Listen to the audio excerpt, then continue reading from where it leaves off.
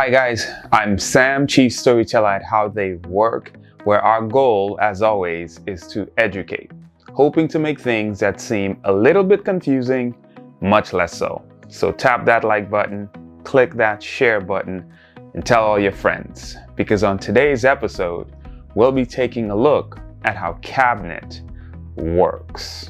A quick disclaimer, if you haven't seen episode 5, What is Cabinet?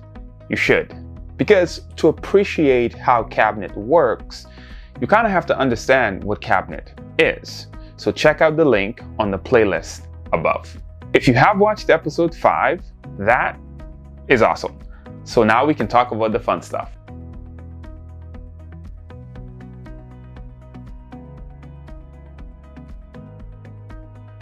The ministers in Cabinet are led by the Premier.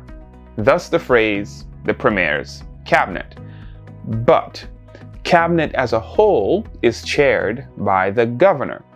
This means, although the Premier is the leader of the elected government, the Governor, as the Queen's representative, serves as the official chairperson of Cabinet. That's a fancy way of saying he sits in the big chair. His presence or his representative's presence is necessary at the Cabinet meeting, and after they sign it, the Cabinet decisions are considered approved. Because as a rule, the Governor presides over or chairs Cabinet meetings, if he's absent for whatever reason, his responsibilities fall to the Deputy Governor first. And if the Deputy is absent, it falls to the Attorney General. If you don't know who they are, check out episode 5. Keep in mind, the Governor can summon Cabinet at his or her discretion, meaning whenever he wants. But don't panic. He also has to summon Cabinet if he's requested to by at least 4 members of Cabinet or the Premier directly. Either way, in practice, Cabinet is legally required to meet once per fortnight. That means every 2 weeks. Now, for a meeting to be valid and legal, there must be quorum of at least 5 members, 3 of which must be ministers.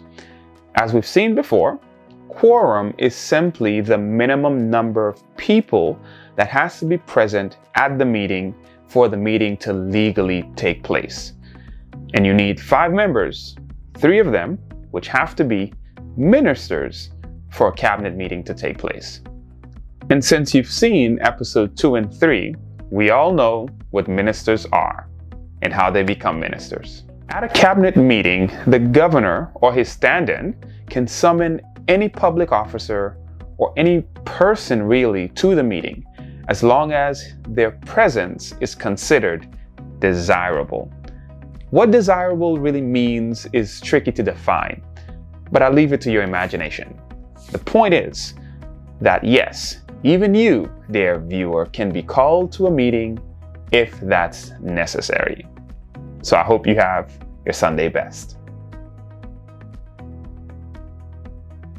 Cabinet meetings involve discussions and approvals of simple, long, or complex national matters, discussing all kinds of things: new business development, think approval of the Ritz-Carlton development, policy approvals, think National Youth Policy, Sustainable Development Policy, Agricultural Master Plan, Road Development Master Plan. You get the idea. But also local administration issues, job and committee appointments, and really anything else. Consider Cabinet, like we said before, as the management team of a local company. They deal with the day-to-day decision making. The things discussed by Cabinet are from a document known as Cabinet Papers. It's a formal, sometimes super detailed proposal prepared by the various ministries or statutory bodies to provide Cabinet with information to discuss and possibly make a decision. Spoiler alert, most new legislation and actual policy changes that you may experience with the different ministries and statutory bodies were actually prepared by the ministries, given to the minister responsible for that ministry, who brings it up through cabinet papers to provide cabinet with information in order to make a decision or prepare a petition or a paper to be submitted to the House for discussion. An example would be the curfew adjustment, the approvals for the new condominium developments that you're seeing being reported in the newspaper. All of those matters were brought to cabinet first. And in some instances, they have to go to the House to discuss the matter if that's what's required. And once the House approves it, then that decision is then implemented. Another example would be the back and forth that you might have been reading about between the government and beaches and this whole tax write-off situation. You might have seen in the recent newspaper that cabinet will be laying out a proposal to the House. That is another example where, although cabinet have discussed it, they can't just say yes. They have to take it to the House of Assembly and a discussion is made there. And if it's passed in the House of Assembly, then cabinet, aka the government, has the power and authority to then implement that decision. Therefore, lovely people, pay attention to what cabinet discusses.